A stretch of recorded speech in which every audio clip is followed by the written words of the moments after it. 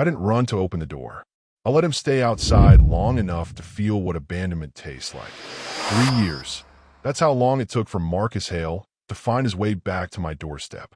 3 years since he looked me in the eye, pregnant and trembling, and said those words that still burn like acid on my tongue. Go to someone else with that baby. Now he's out there, ringing my bell like the world owes him an answer. Like I owe him anything at all. But before you judge me for letting a man beg at my door, before you decide I'm bitter or cruel or holding on to anger I should have released, let me tell you something nobody warns you about. Women aren't always abandoned because they were weak. Sometimes they were thrown away while they were still strong, while they still believed, while they still had everything to give. My name is Loretta Hayes, and this is the story of how I became someone a billionaire once discarded and now desperately needs. The first time I saw Marcus, I wasn't looking for love. I was looking for the bathroom at a charity gala I had no business attending. My friend Shanice worked catering that night and snuck me in through the kitchen because I just bombed another job interview and needed to feel like I existed in a world bigger than rejection letters and overdue rent notices. Hi viewers, kindly tell us where you're watching from and what time it is. Warm welcome to the family. Enjoy the story. I got turned around near the West Wing, lost in a hallway lined with paintings worth more than my entire neighborhood. That's when I collided with him, literally, my cheap heels catching on marble I wasn't used to walking on. He caught my elbow before I face-planted into humiliation.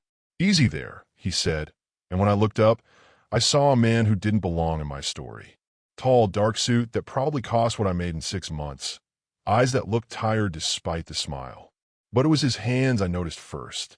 Gentle, steadying me like I was something fragile, not just clumsy. I'm so sorry, I stammered, pulling back, already apologizing for taking up space in his world. Don't be. He didn't let go right away. These floors are a lawsuit waiting to happen. Are you all right? Most rich people would have walked away already.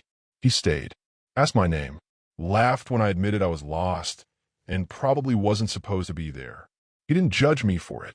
Instead, he walked me back toward the main hall, asking questions like my answers actually mattered to him. What do you do, Loretta? I'm between opportunities, I said, which was a polite way of saying unemployed with a communications degree and $60,000 in student debt. He smiled at that. Not mockery. Something else. Recognition, maybe. I like that. Between opportunities. That's much better than failed businessman, which is what I was for 2 years before my father's company finally took me seriously. I didn't know then that his father's company was Hale Industries. That Marcus was heir to a fortune most people only see in movies. He seemed normal, human, real in a way that money usually erases from people. We talked until Shanice found me and shot me a look that meant, "Girl, who is that?" We exchanged numbers. He texted me before I even made it home that night. Between opportunities or not, I'd like to see you again, if you're open to it. I was 26 years old, working temp jobs, and eating ramen 4 nights a week.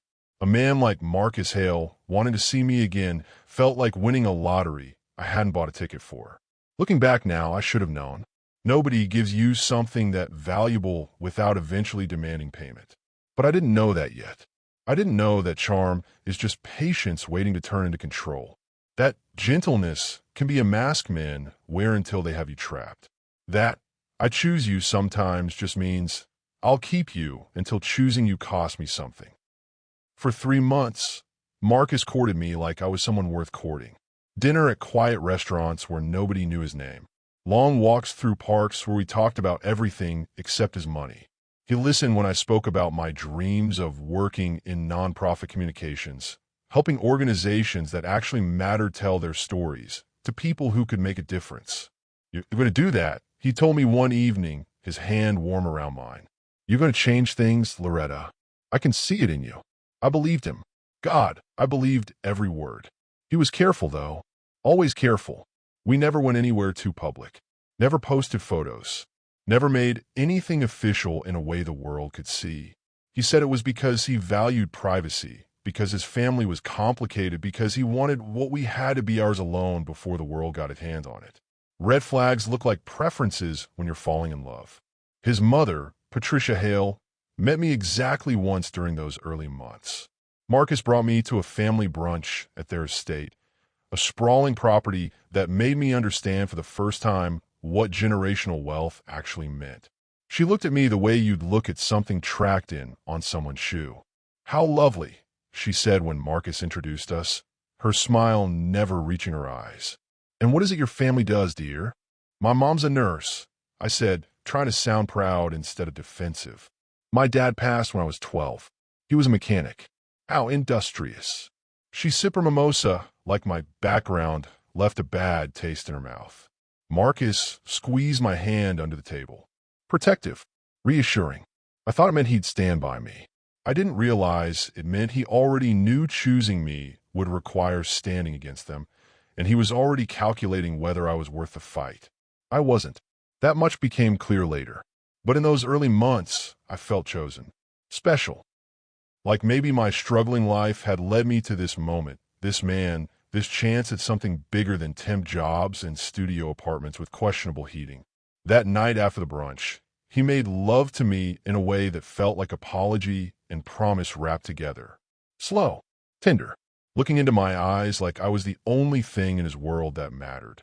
Afterward, he held me against his chest and whispered, "Don't let her get to you. You're what I want, Loretta, not what she wants from me." If I had known that day would become my undoing, I would have walked the other way. Have you ever stayed with someone even after you saw the warning signs? Drop your answer below. He wasn't cruel yet. That part comes later when a woman is already tied to him. Marcus played gentle better than any man I'd ever known. It wasn't just the expensive dinners or the flowers delivered to my temp job that made other women whisper. It was the way he remembered things. How I took my coffee. That I hated surprises but loved spontaneous road trips. That my favorite sound was rain on windows because it reminded me of my father reading to me during storms. "Tell me something you've never told anyone," he said one night, 6 weeks after we met. We were in his downtown apartment, the one he kept separate from the family estate. Rain drummed against floor-to-ceiling windows overlooking the city, and I was curled against him on a couch that probably cost more than my car. I should have said something safe. Instead, I told him the truth. I'm afraid I'll never matter. That I'll work my whole life and die without making a dent in anything. That I'll be forgettable. He tilted my chin up, his eyes serious in a way that made my chest tight. "Loretta, you've already made a dent in me. You matter. Don't ever question that." I kissed him then, and he kissed me back like he meant every word. Like I was air and he'd been drowning. We made love that night differently than before. Slower, deeper. With him whispering my name like a prayer against my skin, telling me I was beautiful, I was everything he didn't know he needed. Outside his window, 3 years in the future, Marcus Hale checks his watch for the 4th time. He's been standing at my gate for 20 minutes now, rehearsing words, deleting texts before sending them. His hands shake when he reaches for the bell again. Back then, I thought his intensity meant devotion. I didn't recognize obsession wearing love's mask. The weeks that followed were the kind you see in movies. Weekend trips to his cabin upstate where we'd spend entire days in bed, talking between making love, ordering takeout at midnight, watching old films with his laptop balanced on our knees. He introduced me to his college friends, all carefully vetted people who existed outside his family sphere. People who wouldn't report back to Patricia. "Why don't you just tell your mother we're serious?" I asked once, trying to sound casual while my heart hammered. "Because she'll ruin it," he said simply. "She ruins everything she touches that I actually care about. I want to keep you safe from that as long as possible." It sounded protective. It was really preview. But there were moments that felt so real I couldn't doubt them. Like the night I got the call that my mom had fallen at work, fractured her hip. I was hysterical, crying about how I couldn't afford to miss work, how her insurance wouldn't cover everything, how I didn't know what to do. Marcus held me until I stopped shaking. Then he said, "I'll handle it. The medical bills, the time off, everything. Let me do this for you. I can't ask you to. You're not asking. I'm offering. Loretta, let me take care of this. Let me take care of you." He paid for everything. Private room, best orthopedic surgeon in the state, 3 months of my rent, so I could be with her during recovery. When I tried to talk about paying him back, he kissed my forehead and said, "Family takes care of family." That word. Family. He'd said it so easily, like I'd already crossed some invisible threshold in a permanent belonging. My mom loved him, of course. What mother wouldn't love the man who saved her from financial ruin? But she also saw something I was too deep in it to recognize. "He's generous, baby," she said once, after he'd left her hospital room. But generous men sometimes keep score in ways you don't realize until the bill comes due. Just be careful. "Mom, he's not like that." She patted my hand, her eyes sad with knowledge I didn't want. They never are, until they are. I dismissed it as her being overprotective. She'd been alone since Dad died, had seen too many of her friends taken advantage of by men who seemed good until they weren't. Marcus was different. He had to be. Men who were going to hurt you didn't hold you through nightmares, or remember how you like your eggs, or learn your body like it was scripture they were determined to memorize.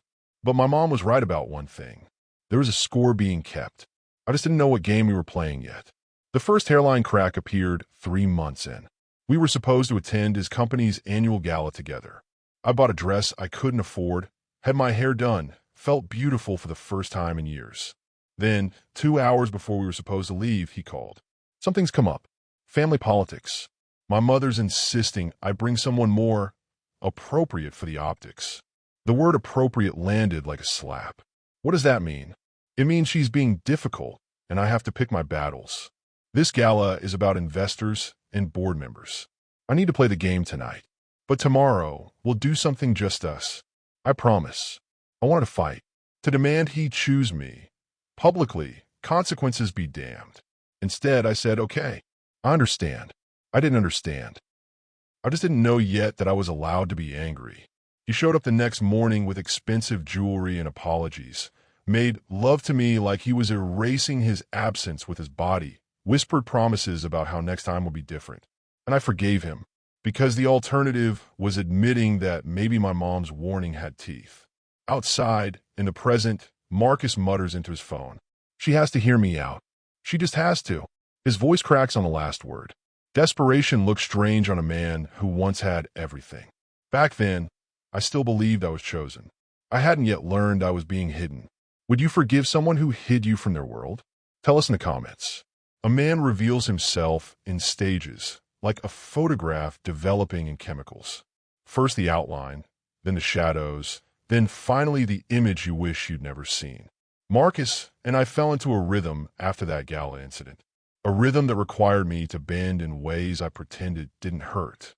Private dates, separate cars when we went anywhere his family might have eyes.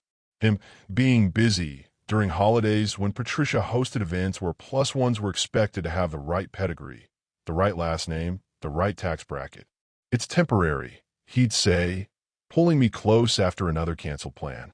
"Once I secure my position in the company, once I have real power, she won't be able to dictate anything. Then it'll be different. We'll be different." I wanted to believe him, so I made myself small enough to fit in the spaces his life allowed. But there were still moments that felt like proof I wasn't crazy for staying. Like the night he took me to meet his grandmother, Elizabeth, at her brownstone across town. She was 92, sharp as glass, and nothing like Patricia. "So you're the one," she said, studying me with eyes that missed nothing. "The one my grandson sneaks around with like he's 16 again." My face burned. Marcus squeezed my hand. "Don't terrorize her, Graham." "I'm not terrorizing. I'm observing." She smiled at me then, warm and real. "My grandson has been many things in his life, child. Dutiful, ambitious, lonely. But I haven't seen him look at anyone the way he looks at you since he was a boy looking at his mother before she decided love was weakness." That night felt like validation. Like maybe I was being paranoid about the hiding, the carefully controlled exposure, the way he tensed whenever his phone rang and my name might come up. We grew closer despite the complications. Or maybe because of them. Secret love feels more intense when you're the only two people who know its full story. He'd show up at my apartment at midnight just to sleep next to me. Leave notes on my bathroom mirror in the morning. Text me photos of things that reminded him of me throughout his day. "I'm falling for you," he said one evening for months in. We were cooking dinner in my tiny kitchen, him chopping vegetables while I stir pasta sauce. Actually, That's not accurate. I've already fallen. I just wanted you to know I'm not getting back up. I turned off the stove, kissed him with tomato sauce still on my fingers. Good, because I'm not letting you. That night, he held me afterward in a way that felt different. Tighter, more desperate, like he was trying to press me into his bones, so I'd stay there. Promise me something, he whispered into my hair. Anything. Don't give up on me. Even when I mess up, even when this gets hard. Promise you'll remember this moment and know that what I feel for you is real. It should have been romantic. Instead, it felt like a warning I was too in love to properly hear. The financial humiliation started subtle. A comment here about my clothes when we went somewhere nice. Him offering to take me shopping so you don't feel out of place. Paying for everything, always, until accepting money from him felt less like generosity and more like admission that I couldn't keep up with his world on my own. Let me get you something better, became his refrain. Better shoes, better coat, better phone because mine was practically ancient. Each gift came with unspoken footnotes about what I lacked before he fixed it. I tried to refuse once. Told him I was fine with my Target wardrobe and my paid-off car that only broke down occasionally. Loretta, I'm not saying you're not fine. I'm saying you deserve better than fine. Let me give you that. How do you argue with someone trying to love you in the only language they know? So I stopped arguing, started accepting, slowly transformed into a version of myself that could exist in his world without embarrassing him. Outside my door, in the present day, Marcus stands frozen as a black SUV pulls up behind his car. Someone powerful sits in that back seat. Someone whose presence makes his shoulders tense. He glances at my door, then back at the vehicle, caught between two kinds of desperation. His mother made her move 5 months into our relationship. Called him to her office at Hale Industries headquarters, where I'd never been invited. He came to my apartment afterward looking like he'd aged 5 years in an afternoon. She knows about us. My stomach dropped. Ow! Does it matter? She knows. And she's threatening to cut me out of the executive track if I don't end it. So end it. The words came out sharper than I intended, powered by months of being a secret. That's not what I want. Then what do you want, Marcus? Because I'm tired of being loved in the dark like I'm something shameful. He pulled me against him, his heart hammering against my cheek. I want both. I want you in my future, and I'm going to find a way to have both. I just need you to trust me. Can you do that? I should have walked away. Should have recognized that a man asking you to trust him while refusing to fight for you publicly is just asking you to participate in your own disappearance. Instead, I nodded against his chest and let him make love to me like it was apology and promise combined. The pattern continued, him pushing boundaries of what we could be, then retreating when his mother pushed back, taking me to his apartment, but never his family home again, talking about future dreams, but never concrete plans, loving me intensely in private, while keeping me invisible everywhere that mattered. Then one night, 8 months in, something shifted between us. We were lying in bed after being together, and he traced patterns on my skin like he was memorizing me.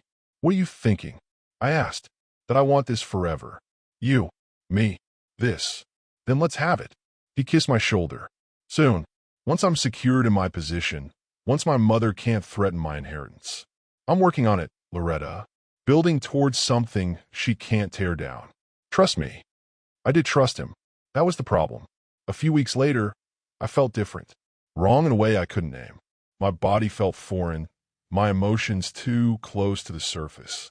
I dismissed it as stress from another temp job ending, from the constant tension of loving someone who couldn't fully claim you. Then my period didn't come, and I knew before I even took the test what my body was trying to tell me.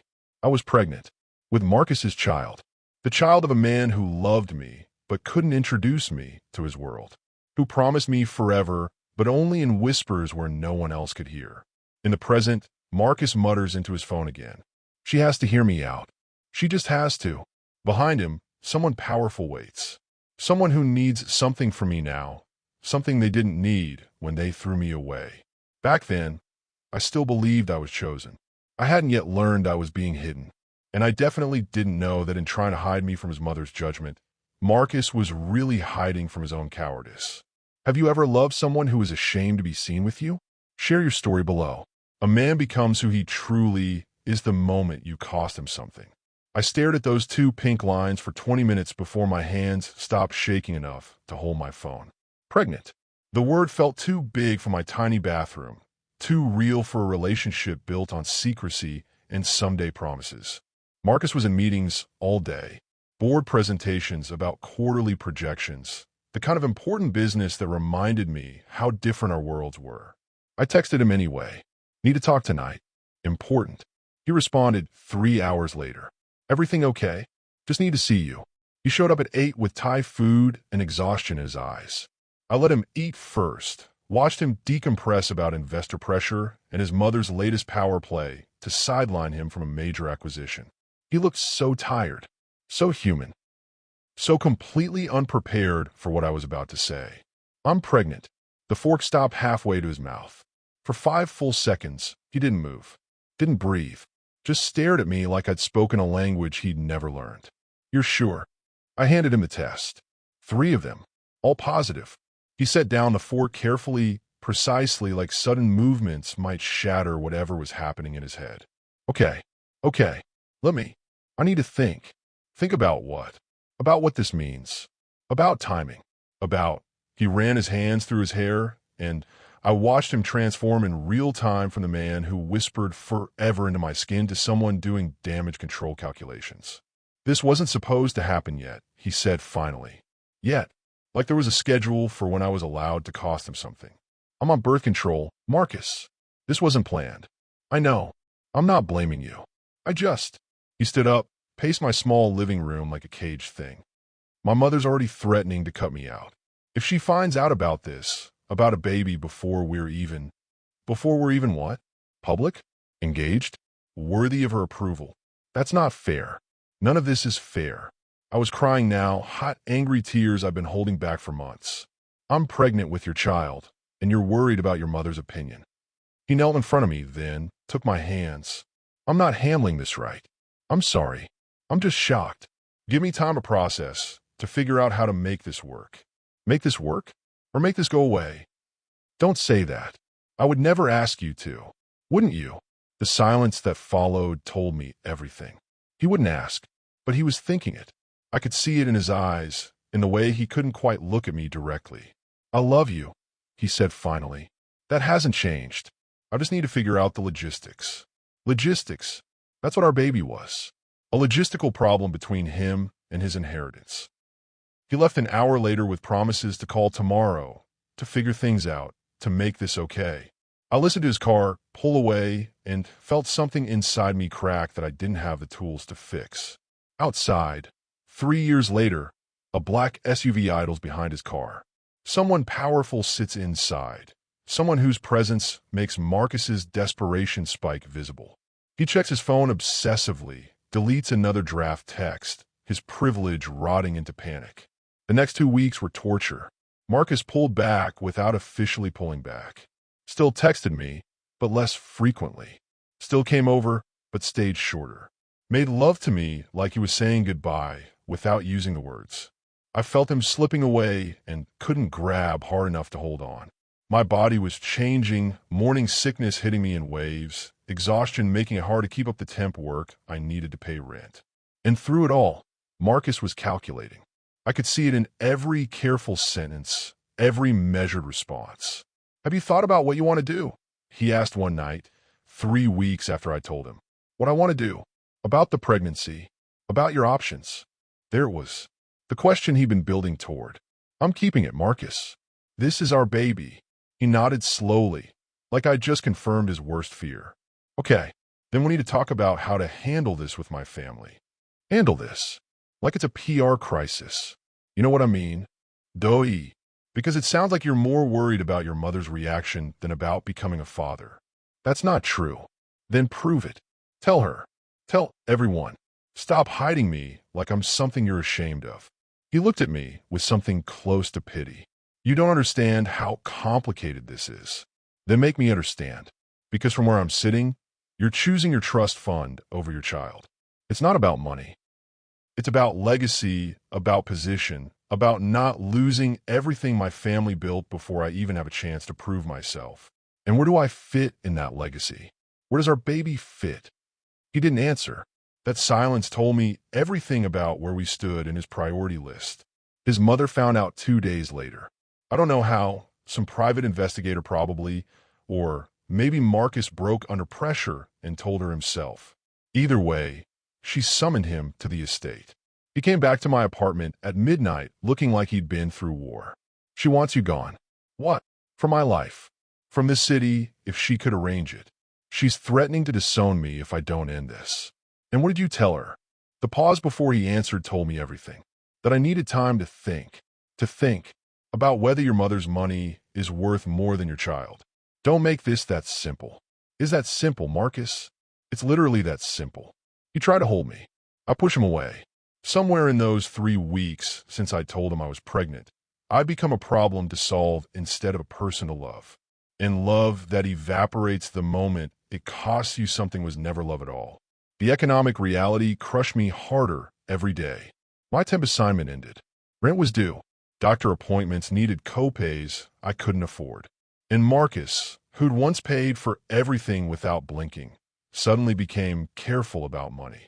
Still helped, but made me ask first. Made me explain why I needed it. Made sure I knew his generosity now came with receipts.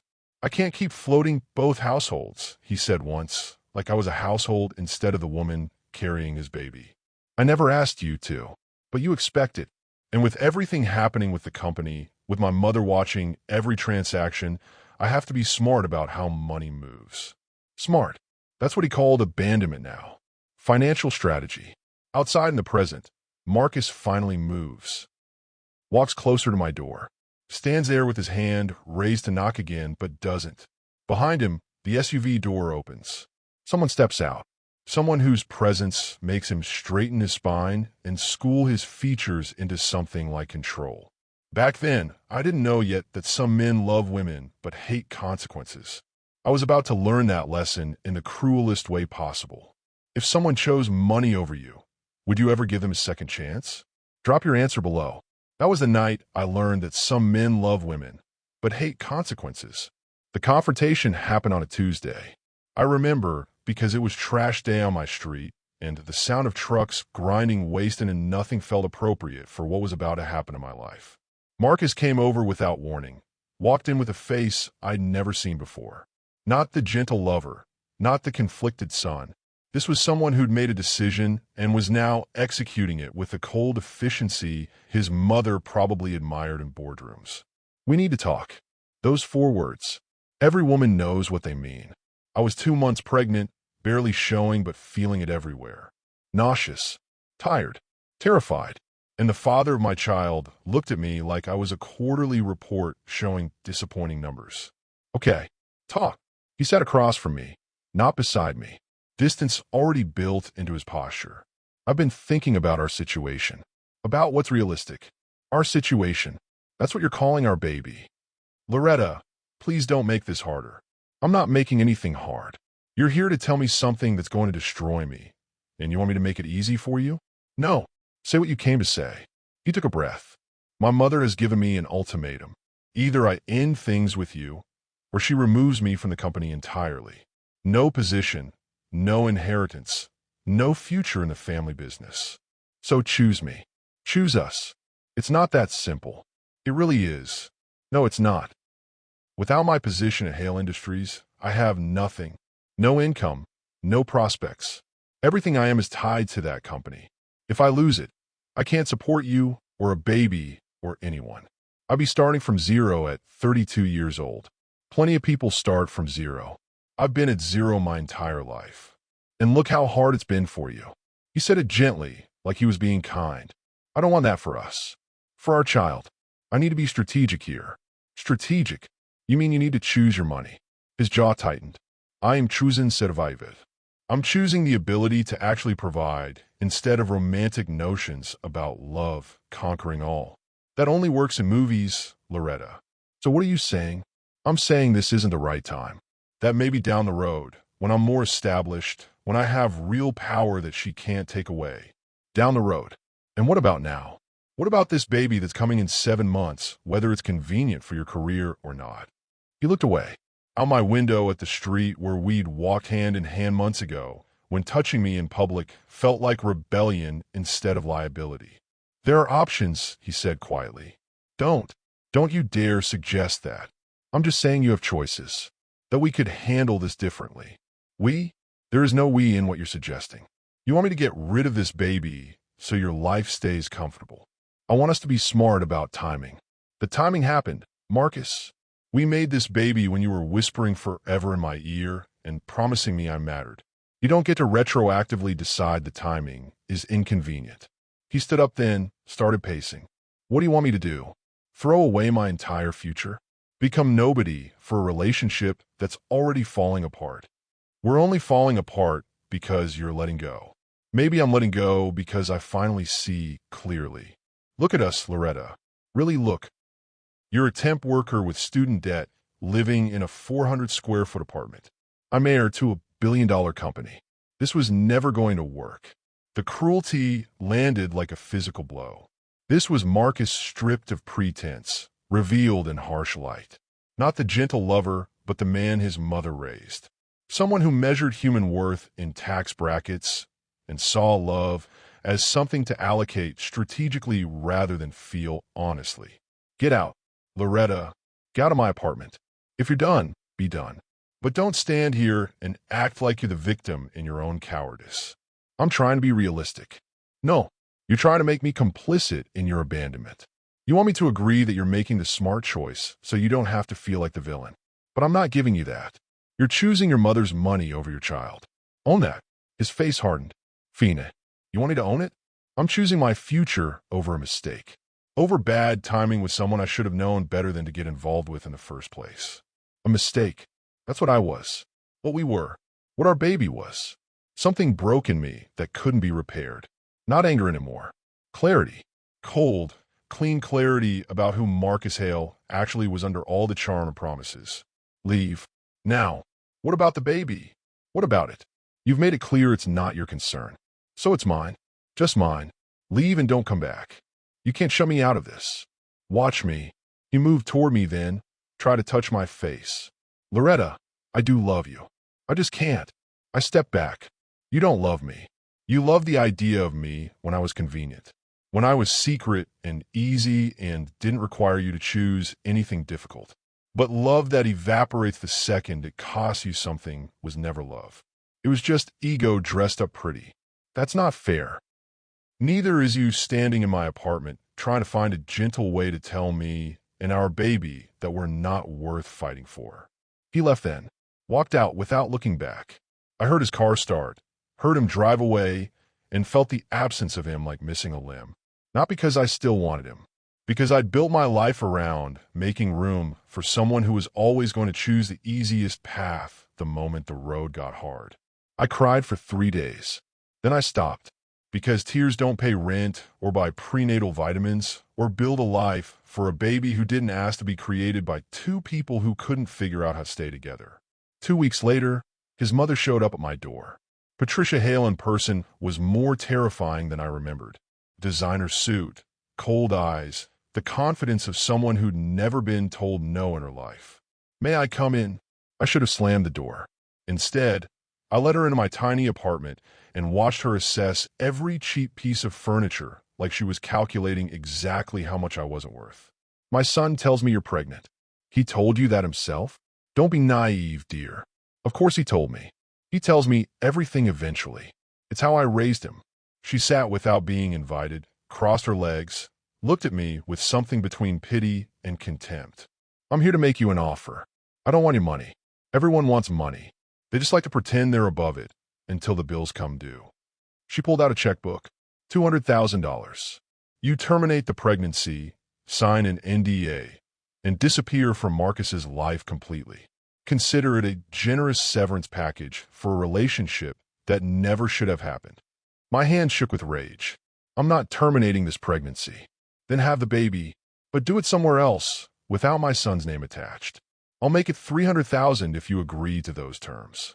You can't pay me to erase your grandchild. I can pay you to acknowledge reality. My son has a destiny that doesn't include a struggling nobody and an inconvenient child.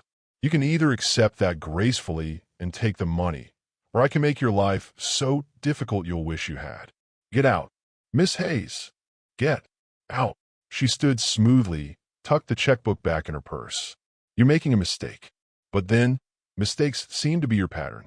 When the money runs out and the baby is crying, and you're working 3 jobs to stay alive, remember that I offered you a choice. Remember that you chose pride over survival. She left, and I sat in my apartment understanding for the first time that I wasn't just fighting Marcus's weakness. I was fighting a machine built over generations to crush anything that didn't fit its blueprint. Outside, in the present day, Marcus deletes another text draft before finally pressing send. His phone lights up with my non-response. Behind him, someone powerful emerges from the SUV fully now. Someone who needs something only I can give. Someone who's about to discover that the woman they threw away 3 years ago is now the only person who can save them. And inside my house, I watch from an upstairs window. Silent, deciding, holding all the power they once denied I had. Would you take money to walk away from your child? Let us know what you think below. He thought he ended me that day. He didn't know he just began me. 3 weeks after his mother's visit, Marcus showed up one last time. I was folding laundry in my apartment, trying to figure out how to make $60 stretch until my next temp paycheck, when I heard his key in the lock. The key I'd forgotten to ask for back. He walked in like he still had rights to my space. To me, we need to settle this. I didn't look up from the towels. There's nothing to settle. You made your choice. Loretta, be reasonable. You can't actually think you're going to raise this baby alone. I don't think it. I know it. Because alone is what I am. He moved closer, and I smelled his cologne, the expensive kind that used to make me feel safe when he held me. Now it just smelled like lies wrapped in Italian bergamot. My mother's offer still stands. Actually, she's increased it. For 100,000. That's life-changing money, Loretta. You could go back to school, start fresh somewhere new, build an actual future instead of struggling here. Without my baby, without a baby that's going to trap you in poverty. Look at your life. Really look at it. Is this what you want for a child? This apartment? Your income? Working yourself to death just to survive. Each word was designed to cut, to make me feel small, incapable, unworthy of motherhood. He learned well from Patricia. My mother worked 3 jobs and raised me just fine. And you think that's the best possible outcome? Barely surviving? I'm offering you a chance to do better. You're offering me blood money to erase our child. That's not better. That's just easier for you. His face changed then. The mask of concern dropped, and I saw something uglier underneath. Frustration, anger, the entitlement of a man who'd never been denied what he wanted. You're being selfish. You're choosing to struggle out of spite. I'm choosing my baby out of love. Something you clearly know nothing about. Don't lecture me about love. I loved you. I gave you everything. You gave me secrets and scraps and conditional affection. That's not everything. That's not even close. He slammed his hand on my kitchen counter, making me jump. I'd never seen him violent before, but desperation was revealing all his hidden chambers. You know what? Fine. Keep the baby. Struggle. Suffer. See if I care. But don't come crawling back when reality hits and you realize you can't do this alone. I won't. And don't expect a dime from me. My lawyers will make sure of that. I don't want your money, Marcus. I don't want anything from you anymore. Good. Because you're not getting it. He moved toward the door, then turned back. This baby? It's not mine. Legally, emotionally, any way that matters. You want to do this alone? You are alone. Then he said the words that would echo in my head for 3 years. Go to someone else with that baby. Because I'm done. The door slammed. His footsteps disappeared down the hall. His car started and drove away. And I stood in my tiny apartment, 3 months pregnant, completely abandoned by the man who'd once whispered forever against my skin. I didn't cry. Not then. There was something beyond tears happening inside me. A transformation. A hardening. A woman being forged in fire she never asked for, but had no choice but to walk through. Outside, in the present, Marcus lowers himself to the ground on my doorstep. His expensive suit crumples against concrete. His pride, that thing he protected above all else including me, finally cracking. He presses his forehead against my door like it's confession and prayer combined. But I'm not at the door. I am upstairs, watching, remembering, deciding whether the man who threw me away deserves even 5 minutes of my time now, that he needs something only I can provide. The days after he left blurred together. Nausea, exhaustion, bills piling up faster than I could count them. My mom called every day, offering to send money she didn't have, begging me to move back home to Cincinnati where she could help. I need to do this here, I told her. I need to prove I can. Prove to who, baby? The man who abandoned you? You don't owe him proof of anything. I need to prove it to myself. She understood that. She'd done the same thing after my father died. Refused help from family who thought she couldn't make it as a widow with a young daughter. Stubbornness was genetic in our family. So was survival. I went to my first prenatal appointment alone. Sat in a waiting room full of couples holding hands, rubbing pregnant bellies together, planning nurseries in excited whispers.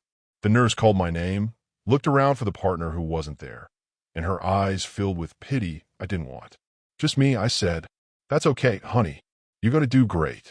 But when they did the ultrasound and I saw that tiny heartbeat pulsing on the screen, heard it fill the room like a drum, I broke. Cried so hard the technician had to stop and ask if I was all right. I'm Fine. This is real. Very real. That's your baby.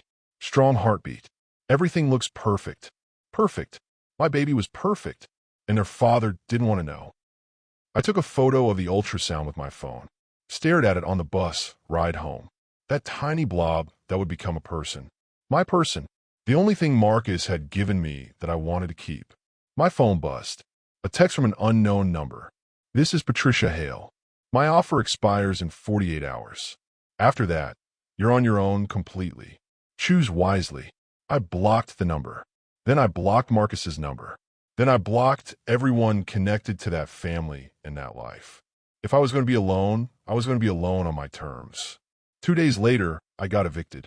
Not enough for rent, too many missed payments, landlord who'd been patient but had limits. I packed everything I owned into 4 boxes and moved into a women's shelter on the east side.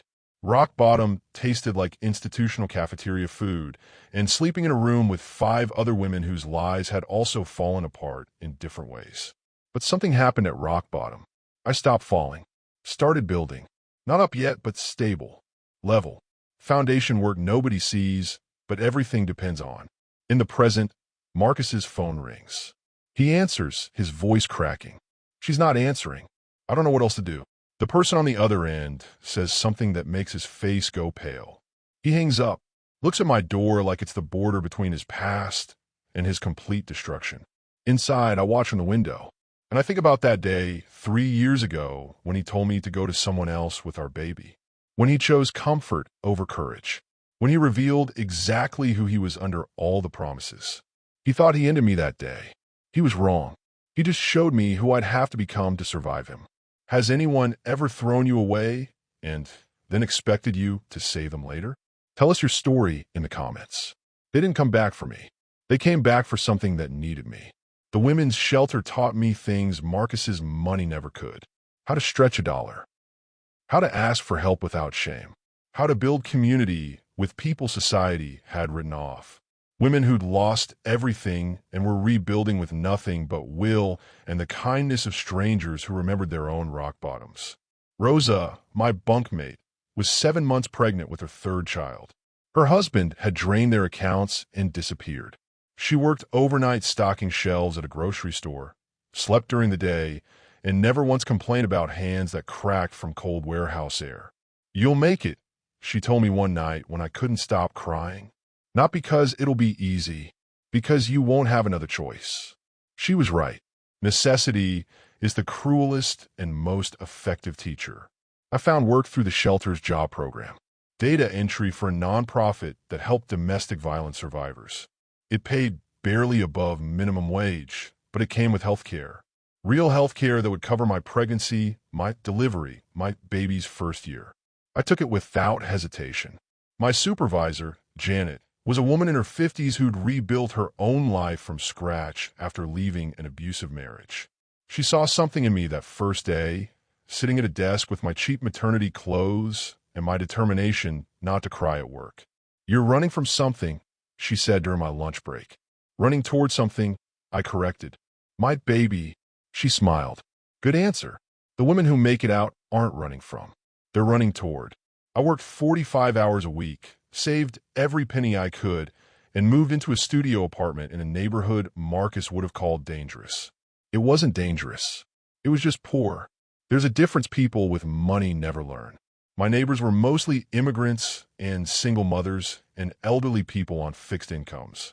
They brought me food when they saw I was pregnant, hand-me-down baby clothes, a crib someone's grandchild had outgrown. They built a village around me without asking for anything in return except that I pay it forward someday. This was love, real love, the kind that shows up in actions, not promises. At 6 months pregnant, I started having contractions. False labor, the ER doctor said, but I needed to be careful. Less stress, more rest. Things impossible when you're working full-time and pregnant and alone and terrified. Janet let me work from home 3 days a week. Rose's older sister, Maria, started checking on me daily, bringing soup and forcing me to elevate my feet. The woman upstairs, Mrs. Chun, gave me her grandson's old baby monitor and taught me how to make formula stretch when money was tight. "You have people," Mrs. Chun said one evening, patting my hand with her weathered fingers. "Not the people you thought you'd have, but people who matter." She was right. I had people, just not the one person who was supposed to matter most. I didn't think about Marcus much anymore. Not because I'd forgiven him, because I'd simply run out of space for him in my life. Survival takes up all the room anger used to occupy. But late at night, when the baby kicked and I couldn't sleep, I remember things. His hands on my stomach before he knew what was inside. The way he'd whisper plans about our future like he meant them. The promises that dissolved the moment they cost him something real. I didn't hate him anymore. I just understood him. And understanding someone's weakness doesn't mean you have to let them back in. Outside, in the present, Marcus's phone lights up with another call. He rejects it, paces, looks at my door with desperation that would have broken me 3 years ago. Now it just looks like consequences finally arriving. At 7 months pregnant, something shifted in me. Janet called me into her office with a proposition. "We're expanding our communications department. Need someone to manage our storytelling initiatives, work with survivors to share their experiences, build our donor outreach. It's full-time, salaried with benefits. And I think you'd be perfect for it. Janet, I'm about to have a baby. I can't take on more responsibility. You could take maternity leave. Come back when you're ready. This position will wait for you. Because I see what you do here, Loretta. You don't just enter data. You care. And caring is what makes good communication great." I took the job, not because I felt ready, because I'd learned that ready is a luxury poor people can't afford. You take opportunities when they come and figure out how to rise to them afterward. My daughter was born on a Tuesday in March. 7 pounds, 3 ounces. Perfect fingers. Perfect toes. Perfect face that looked like mine around the eyes and Marcus's around the mouth. I cried when they placed her on my chest, not from pain, but from relief that we'd both survived the journey to meet each other. I named her Amara. It means grace, and she was grace. Proof that something beautiful could come from something broken. Rosa visited me in the hospital, brought flowers from the dollar store and tears in her eyes. "You did it. You're a mama now. I'm terrified." "Good. Terror keeps you sharp. Love keeps you soft. You need both." Marcus didn't know she existed. I'd blocked him so completely that he had no way to find out unless he hired investigators. And maybe he did. Maybe he knew somewhere in his carefully controlled life that he had a daughter he'd refused to claim. But he never reached out, never tried, never fought for the right to know her. That told me everything about who he really was. In the present, someone calls Marcus's name from the SUV. A woman's voice. Sharp, commanding. He looks back, says something I can't hear from my window, then turns back to my door with renewed desperation. "Loretta, please," he says through the wood. "It's about the company. About paperwork we need. About Amara." I freeze at the sound of her name in his mouth. He knows about her. Has always known, probably. Just never cared until caring became necessary. They didn't come back for me. They came back for something that needed me. And whatever it is, it's big enough to bring a billionaire to his knees on my doorstep. Would you open the door for someone who abandoned you? Share your thoughts below. It's not that I couldn't open the door. It's that I stopped opening myself. Amara changed everything. Not in the magical way people tell you babies do, but in the practical, exhausting, beautiful way that forces you to become someone you didn't know you could be. The first 3 months were survival. Feeding every 2 hours. Changing diapers with eyes half closed. Working from home with a baby strapped to my chest. Typing with one hand while she slept against my heartbeat. Janet was patient. My neighbors were helpful. But mostly, it was just me and Amara figuring out how to be a family of 2. I went back to work when she was 4 months old. Maria's daughter ran a small daycare out of her apartment, charged less than the corporate centers, and loved Amara like she was her own. I'd drop her off at 7 in the morning, work until 5, pick her up and do the whole evening routine, then collapse in a bed only to do it again the next day. It was hard, brutally hard. The kind of hard that makes you understand why people with money can't comprehend what poverty actually costs. Not just in dollars, but in energy, in time, in the constant calculation of whether you can afford to get sick or take a day off or buy yourself something that isn't absolutely necessary. But it was also good, better than anything I'd had with Marcus, because it was mine, earned, built with my own hands and my own choices and nobody's permission. The work Janet gave me turned out to be exactly what I needed. I interviewed survivors, helped them shape their stories, created content that moved donors to action. I was good at it, really good, the kind of good that gets noticed. At Amara's first birthday party, held in our small apartment with just Rosa, Maria, Janet, Mrs. Chun, and a handful of other people who'd become family, Janet pulled me aside. I have a friend who runs a crisis communications firm. They work with nonprofits, social enterprises, companies trying to do good in the world. She's looking for someone to lead their narrative strategy department. I gave her your name. Janet, I can't leave. You took a chance on me when nobody else would. And now I'm taking another chance by telling you it's time to grow beyond what I can offer you here. This is a real opportunity, Loretta. 6 figures, full benefits, the kind of position that changes trajectories. 6 figures. I'd never imagined making that kind of money. Never even dreamed it was possible for someone like me. I interviewed 3 times. Each time, I brought samples of campaigns I'd built, stories I'd crafted, results I'd driven.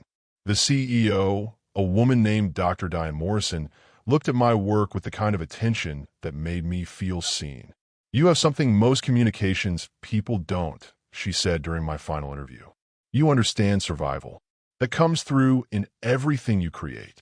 And survival stories are what move people to action. She offered me the job on the spot. I cried in the parking lot afterward, called my mom, and then held Amara extra tight that night while she slept. We did it, baby girl, I whispered into her hair. We actually did it. I started the new position when Amara was 18 months old. The work was challenging in ways that stretched me, made me better, forced me to trust that I belonged in rooms with people who had degrees from schools I couldn't have afforded and backgrounds I'd never have access to. But I had something they didn't. I had lived experience. I understood what it meant to need help, to rebuild from nothing, to find dignity in survival.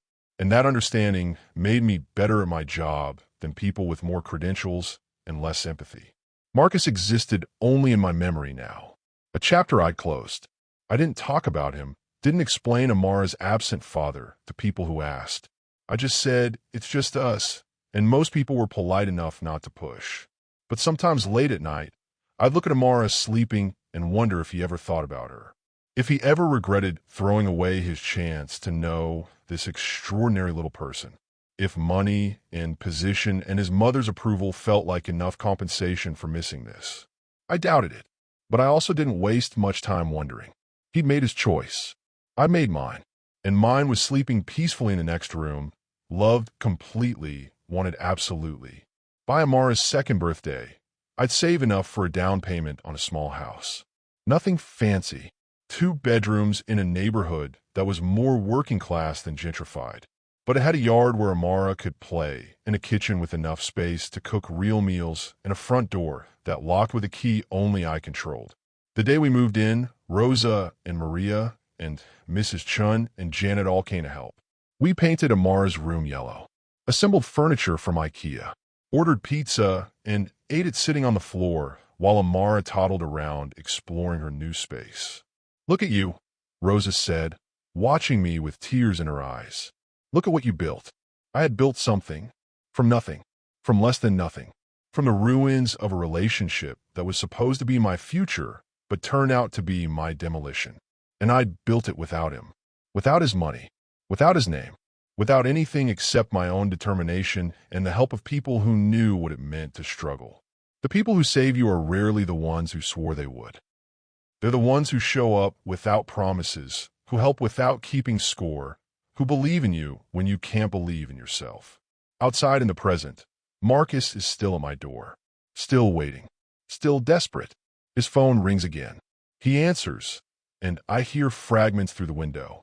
I know. I'm trying. She has to understand. But I don't have to understand anything. I stopped trying to understand Marcus Hale 3 years ago when he told me to go to someone else with our baby. Now he's the one who needs to understand something. That the woman he threw away isn't the same woman watching him from this window. That I don't need him anymore. That whatever brought him to my door, whatever crisis he's facing, whatever he thinks I can do for him doesn't change what he did to us. I watch him from upstairs, unseen, silent, deciding whether a man who chose money over his daughter deserves even 5 minutes of my time. Deciding what justice looks like when the powerful become powerless and the abandoned hold all the cards. I'm not going anywhere with you, and I'm definitely not letting your mother's lawyer anywhere near this. If we do this, we do it my way. My lawyer reviews everything first. Independent DNA test, not one your family arranges. Every document vetted to make sure you're not slipping in custody clauses or control provisions. This gets done right, or it doesn't get done at all. Loretta, the deadline is 5 o'clock today. We don't have time for her. Then you should have come sooner. Should have acknowledged her when she was born. Should have been a father when it didn't require lawyers and deadlines and desperation. You don't get to create an emergency and expect me to fix it on your timeline. His face crumbles. Please, I'm begging you. I know I don't deserve your help. I know I destroyed any right to ask you for anything. But those jobs, those families, depending on the company, Amara's future, please don't let my mistakes hurt all of them. I look at him, really look at him, and I see something I didn't expect. Not just fear about losing money. Real anguish. The kind that comes from finally understanding the full weight of what you've thrown away and knowing you can never lift it back. You're going to regret this for the rest of your life, I say softly. Not losing the company. Losing her. Not knowing her laugh or her questions or the way she hugs me before bed. You're going to see her in photos I'll never send you. Hear about her life in reports from investigators and know that you chose to miss all of it. And no amount of money you put in a trust fund will ever fill that hole. I know. His voice breaks completely. I already do. I pull out my phone. Call my lawyer, the one who handled my house purchase. Sarah, it's Loretta Hayes. I need you at my house immediately with paperwork for a paternity acknowledgement. Yes, today. It's urgent. And it needs to be ironclad, protecting my daughter's interests above everything else. Marcus watches me with something like hope breaking through the despair. You get your acknowledgement, I tell him after I hang up. Amara gets her trust fund. Your company survives. But you and I, we're done after today. I don't want apologies or explanations or attempts to build a relationship. You made your choice 3 years ago. I'm just making sure your mistake doesn't cost my daughter her future. Thank you. He's crying now, not bothering to hide it. Thank you, Loretta. I don't deserve this. I don't deserve you or her, or... No, you don't. But I'm not doing this for you. I'm doing it for the woman I've become. The one who doesn't let other people's cruelty turn her cruel. The one who protects her daughter, even when it means helping the man who abandoned her. Sarah arrives 30 minutes later. Marcus's lawyer arrives 5 minutes after that. We sit at my kitchen table, the same table where I've fed Amara breakfast every morning for the past year, and we sign papers that make Marcus legally acknowledge what he emotionally rejected. Paternity acknowledgement, financial provisions, trust fund establishment, medical decision protocols, everything documented, witnessed, legally binding. His name officially connected to hers, 3 years late, motivated by money, but securing her future nonetheless. The DNA test takes 15 minutes. Results confirmed preliminary match. Final results will come in 3 days, but the preliminary is enough for the lawyers to file the documentation before the 5 o'clock deadline. Marcus signs his name next to mine on the final page. Our signatures side by side, the only thing we'll ever create together again besides the daughter sleeping in her daycare crib across town, unaware that her father just bought back his billions by finally admitting she exists. It's done, Sarah says, gathering the papers. Everything's filed electronically. The acknowledgement is official. Marcus stands up, looking lost in my kitchen like he doesn't know what happens next now that he's gotten what he came for. Thank you, he says again. Not just for this. For raising her. For being everything I wasn't. For surviving what I put you through and becoming someone stronger than I ever was. Goodbye, Marcus.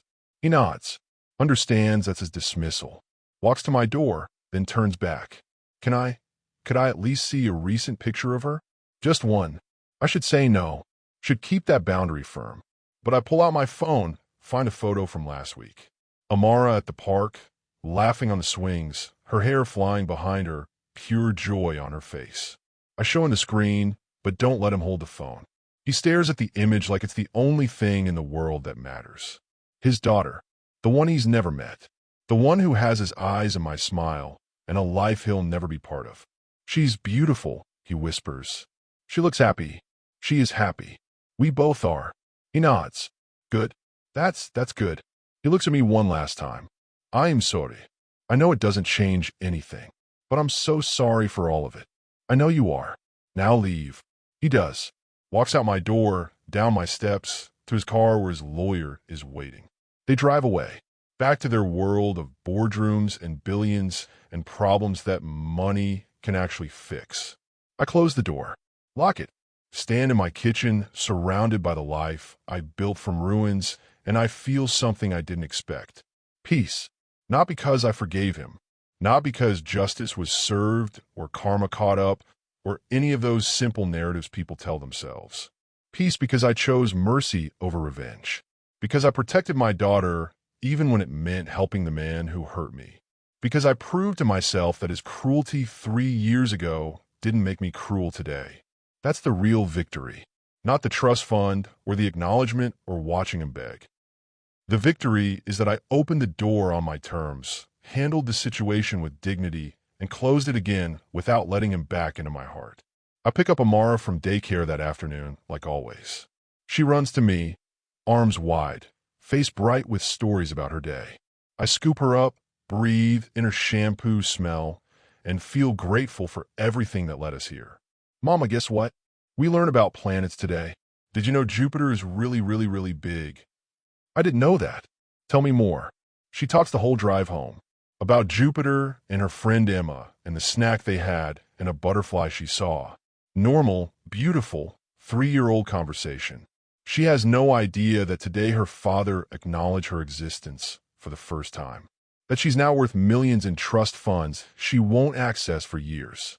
That the man who rejected her before she was born just signed papers that prove she's his. And she doesn't need to know. Not yet. Someday, I'll tell her the whole story. But for now, she just needs to be a kid with a mother who loves her absolutely and a future that's secure because I made hard choices even when they hurt. That night, after I put Amara to bed, I stand at my window looking out at the street where Marcus stood this morning. The space is empty now. He's gone back to his life. I've stayed in mine. And the distance between us is final in a way that brings relief instead of pain. My phone buzzes. A text from Sarah. Trust fund confirmed established. $10 million initial deposit. Additional provisions for education, healthcare, and living expenses. Your daughter is set for life. $10 million. More money than I'd make in 5 lifetimes. Security I could never have provided alone. Opportunity beyond anything I dreamed possible for her. And it only cost Marcus 3 years of his daughter's life, his integrity, and the knowledge that he'll die someday, having never heard her call him daddy. Some prices are too high, even when you can afford to pay them. I delete the text, close my phone, walk to Amara's room, and watch her sleep. This perfect person who came from brokenness and became wholeness. This child who taught me that surviving isn't just about enduring. It's about transforming. It's about letting pain make you deeper instead of harder. It's about choosing who you become after the world tries to destroy you. Marcus Hale tried to end me 3 years ago when he told me to go to someone else with that baby. He didn't know he was actually beginning me, starting a story of survival and strength and quiet justice that would end with him on my doorstep, powerless, while I held every card he'd once dealt against me. The knock came. The reversal happened. The door closed again. And tomorrow, I'll wake up and make Amara breakfast and go to work and live my life. The same life I've been living. The one that doesn't need him or his money or his regrets to be complete. That's the real ending. Not dramatic revenge or tearful reconciliation. Just me, choosing peace over bitterness. Choosing my daughter's future over my past pain. Choosing to be someone Marcus Hale could never become even with all his billions. Someone who knows that love isn't about promises whispered in the dark. It's about showing up every single day, especially when it's hard, especially when it costs you something, especially when nobody's watching to applaud your sacrifice. I showed up for Amara every day for 3 years.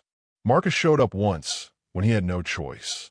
And now we both have to live with who that made us. This is the end of Loretta's story. What would you have done in her position? Would you have helped him or let him lose everything? Share your thoughts in the comments below.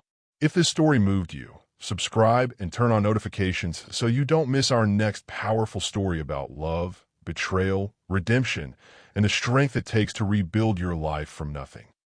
We share these stories to inspire you, to remind you that you're not alone in your struggles, and to show you that sometimes the best revenge is simply becoming someone they can never touch again. Drop a comment sharing where you're watching from and tell us what part of Loretta's journey resonated most with you. Your stories inspire others who might be going through similar situations. Hit that subscribe button, turn on notifications, and join our family of survivors who know that the end of one chapter is just the beginning of another. See you in the next story.